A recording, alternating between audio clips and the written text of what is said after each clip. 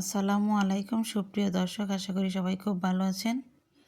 আজকের পর্বে আপনাদের সাথে শেয়ার করতে যাচ্ছি সুজি ময়দার নরম তুলতুলে সফট ফুলকো মিনি তেলের পিঠা।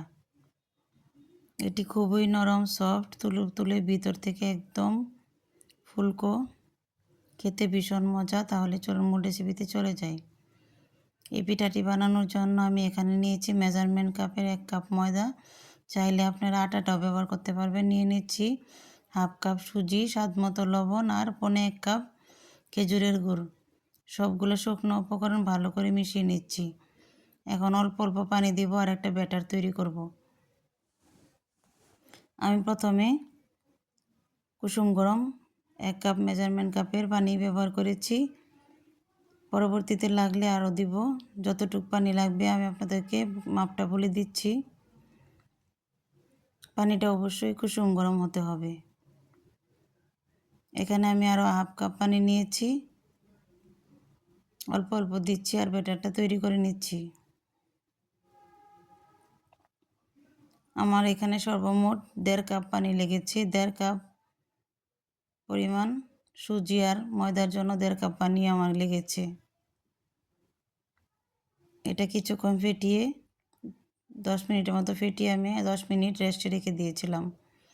10 মিনিট পর আমি আবার এটাকে ফেটিয়ে নিচ্ছি ব্যাটারটাকে। এই তো আমার ব্যাটারটা এরকম হবে। চুলায় একটা কড়াই বসিয়ে দিয়েছি, পরিমাণ মতো তেল দিয়েছি। আর এখানে আমি একটা ঘিয়ের যে টিনের ঢাকনা থাকে স্টিলের, সেই ঢাকনাটা এখানে দিয়ে দিচ্ছি। ঢাকনাটা সহ তেলটা যখন গরম হয়ে আসবে তখন অল্প অল্প ব্যাটার দিব আর একটা করে পিঠা বানিয়ে নিব। এইভাবে ঢাকনার মধ্যে পিঠা বানালে পিঠাগুলো সবগুলো সমান হবে এবং ফুলকো হবে। পিঠাটা এমনি এমনি ফুলে উঠবে আর ঢাকনার গা ছেড়ে চলে আসবে। আমি যেই মাপটা বলেছি আপনারা সেই মাপ অনুযায়ী বানালে আপনাদের পিঠাগুলো এরকম সফট, নরম, ফুলকো হবে।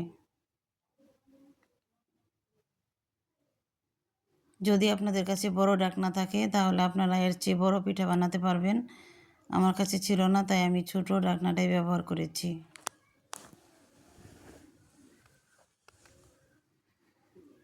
এইভাবে আমি সবগুলো পিঠা বানিয়ে নেব।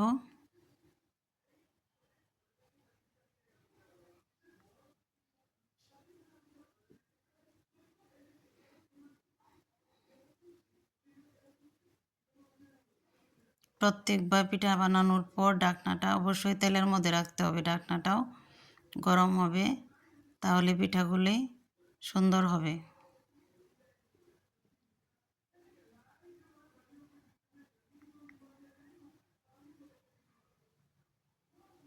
উপর থেকে এভাবে কিছুটা তেল দিয়ে দিতে হবে যাতে করে উপরটাও ঠিকভাবে কুক হয় এবং লাল একটা কালার আসে।